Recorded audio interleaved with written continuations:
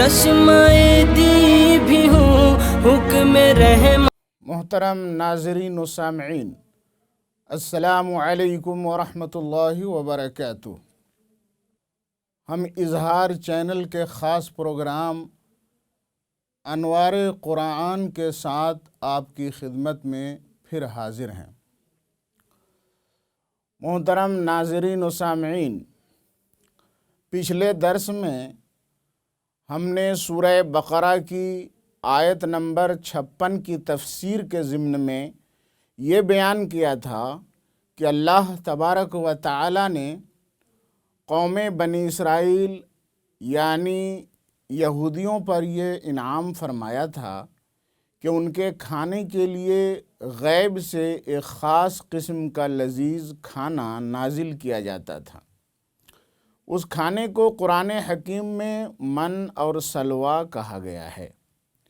امام مجاہد کی روایت ہے کہ من گوند کی طرح کا ایک خاص کھانا تھا جو دودھ سے زیادہ سفید اور شہد سے زیادہ میٹھا ہوا کرتا تھا۔ اگر وہ اسے پانی میں گھول کر مشروب کے طور پر پینا چاہتے تو پی سکتے تھے، اور اگر کھانے کے طور پر استعمال کرنا چاہتے تو کر سکتے تھے۔ تفسیر کبیر میں امام رازی رحمۃ اللہ تعالی علیہ نے من کے تعلق سے مختلف اقوال کو نقل کرنے کے بعد یہ لکھا ہے: والغرض ان عبارات المفسرین متقاربہ فی شرح المن فمنهم من فسرہ بالطعام ومنهم من فسرہ بالشراب۔ الغرض، من کی تفسیر میں مفسرین کی عبارتیں قریب قریب ایک طرح کی ہیں۔ بعض نے کہا ہے کہ من ایک خاص قسم کا کھانا تھا، اور بعض مفسرین نے یہ کہا ہے کہ من ایک خاص قسم کا مشروب تھا۔ سلویٰ کے بارے میں بھی روایات مختلف ہیں۔ ابن عطیہ نے فرمایا ہے کہ مفسرین کا اجماع ہے کہ سلویٰ ایک قسم کی چڑیا تھی، لیکن امام قرطبی نے اجماع کے قول کو باطل قرار دیا ہے، کیونکہ بعض مفسرین نے یہ بھی کہا ہے کہ سلویٰ ایک خاص قسم کا شہد تھا۔ اکثر مفسرین کا کہنا ہے کہ سلویٰ بٹیر کی طرح ایک قسم کا پرندہ تھا۔ صبح و شام آسمان سے من اور سلویٰ اترتا تھا، بنی اسرائیل اس سے مزے سے کھاتے تھے، اور عصائے موسیٰ علیہ السلام کی ضرب سے پتھر سے جو 12 چشمے ان کے لیے نکلے تھے، ان چشموں سے پانی پیتے تھے، یعنی بغیر محنت کے بیٹھے بٹھائے انہیں کھانے پینے کو مل رہا تھا۔ ان سے یہ کہا گیا تھا کہ تم اپنی ضرورت کے مطابق من و سلویٰ کھاؤ، اس میں سے 2-4 دنوں کے لیے بچا کے نہ رکھو، لیکن انہوں نے خیانت کی، من و سلویٰ ذخیرہ کر کے رکھنے لگے، وہ خراب ہونے لگا، رزق کی بے حرمتی ہونے لگی، تو اللہ تبارک و تعالی نے من و سلویٰ اتارنا بند کر دیا۔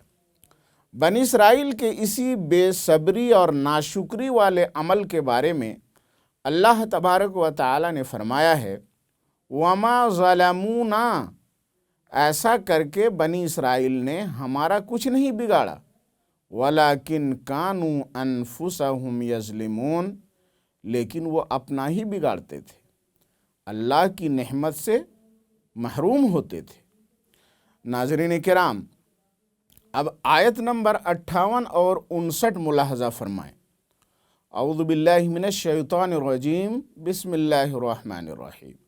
وَإِذْ قُلْنَا ادْخُلُوا هَٰذِهِ الْقَرْيَةَ فَكُلُوا مِنْهَا حَيْثُ شِئْتُمْ رَغَدًا وَادْخُلُوا الْبَابَ سُجَّدًا وَقُولُوا حِطَّةٌ نَغْفِرْ لَكُمْ خَطَايَاكُمْ وَسَنَزِيدُ الْمُحْسِنِينَ فَبَدَّلَ الَّذِينَ ظَلَمُوا قَوْلًا غَيْرَ الَّذِي قِيلَ لَهُمْ فَأَنزَلْنَا عَلَى الَّذِينَ ظَلَمُوا رِجْزًا مِّنَ السَّمَاءِ بِمَا كَانُوا يَفْسُقُونَ۔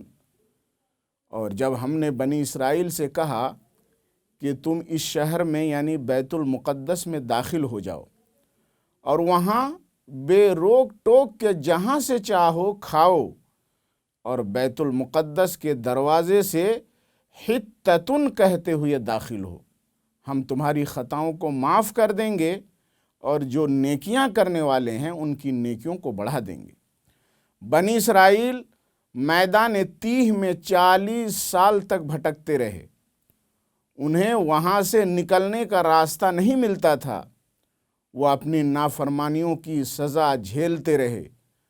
اس کے بعد ان پر اللہ کا کرم ہوا، انہیں میدان تیہ سے باہر نکالا گیا اور ان سے یہ کہا گیا کہ تم ارض مقدسہ یعنی سرزمین بیت المقدس میں داخل ہو جاؤ اور وہاں پر آزادی کے ساتھ کھاؤ پیو، لیکن اپنی خطاؤں اور نافرمانیوں سے توبہ کے لیے صرف اتنا کرو کہ بیت المقدس کے دروازے سے جھکتے ہوئے اور زبان سے لفظ حتتن بولتے جاؤ اور اس میں داخل ہو جاؤ۔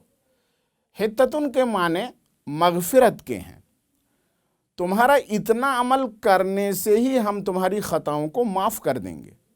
لیکن قوم بنی اسرائیل اپنی سرکشی اور شرارت میں بے مثال تھی، انہوں نے اللہ کے اس حکم کو نہیں مانا، بیت المقدس کے اندر سر جھکائے ہوئے لفظ حتتن کہتے ہوئے داخل نہیں ہوئے، بلکہ اپنے سروں کو اوپر اٹھائے ہوئے، اپنی سرین کو گھسیٹتے ہوئے لفظ حتتن کے بجائے اپنی طرف سے لفظ حنتتن کہتے ہوئے بیت المقدس کے اندر داخل ہوئے۔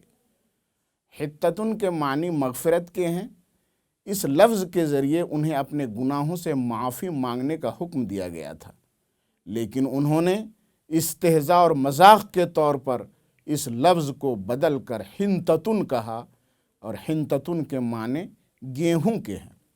جب اللہ تبارک و تعالیٰ کے ساتھ ان یہودیوں نے اتنی بڑی شرارت کی تو اللہ تبارک و تعالیٰ نے ان پر آسمانی وبا طاعون کی شکل میں بھیجا، جس سے تقریباً 70,000 یہودی ہلاک ہو گئے۔ آیت نمبر 59 میں ان کی سرکشی کا بیان یوں ہے، فَبَدَّلَ الَّذِينَ ظَلَمُوا قَوْلًا غَيْرَ الَّذِي قِيلَ لَهُمْ، ان ظالموں نے اس بات کو بدل دیا جسے کہنے کا انہیں حکم دیا گیا تھا۔ ان سے کہا گیا تھا کہ حتتن کہتے ہوئے داخل ہو، تو وہ اللہ کا مذاق اڑاتے ہوئے حنتتن کہتے ہوئے داخل ہوئے۔ اللہ تبارک و تعالیٰ نے فرمایا، فَأَنزَلْنَا عَلَى الَّذِينَ ظَلَمُوا رِجْزًا مِّنَ السَّمَاءِ بِمَا كَانُوا يَفْسُقُونَ، ان ظالموں پر ہم نے آسمان سے عذاب اتارا کیونکہ وہ نافرمانی کر رہے تھے۔ بنی اسرائیل کے اس واقعہ سے ہمیں یہ نصیحت ملتی ہے کہ اللہ تبارک و تعالیٰ کی نعمتوں کو پانے کے بعد جو شخص اتراتا ہے اور اللہ کا شکر ادا کرنے کے بجائے اس کی ناشکری کرتا ہے، اللہ کی بارگاہ میں گستاخی کرتا ہے، تو اللہ تبارک و تعالیٰ اس سے اپنی نعمتوں کو چھین لیتا ہے اور اسے ذلیل کر کے اپنے عذاب میں گرفتار فرماتا ہے۔ اللہ تبارک و تعالی ہمیں اپنے شکر گزار بندوں میں داخل فرمائے، آمین۔ آیت نمبر 60 میں اللہ تبارک و تعالی نے بنی اسرائیل کو اپنی نعمت یاد دلاتے ہوئے فرمایا، وَإِذِ اسْتَسْقَىٰ مُوسَىٰ لِقَوْمِهِ فَقُلْنَا اضْرِب بِّعَصَاكَ الْحَجَرَ فَانْفَجَرَتْ مِنْهُ 12 عَيْنًا قَدْ عَلِمَ كُلُّ أُنَاسٍ مَّشْرَبَهُمْ كُلُوا وَاشْرَبُوا مِن رِّزْقِ اللَّهِ وَلَا تَعْثَوْا فِي الْأَرْضِ مُفْسِدِينَ۔ اور اے بنی اسرائیل، یاد کرو اس وقت کو جب کہ موسیٰ نے اپنی قوم کے لیے پانی کی دعا کی تھی، تو ہم نے موسیٰ سے کہا تھا اپنا عصا پتھر پر مارو۔ جب موسیٰ نے پتھر پر عصا مارا تو اس سے 12 چشمے ابل پڑے، ہر قبیلے نے اپنا پن گھٹ متعین کر لیا۔ ہم نے ان سے کہا کھاؤ پیو اللہ کے رزق سے اور زمین میں فساد مچاتے نہ پھرو۔ چشمائے دی بھی ہوں حکم رحمان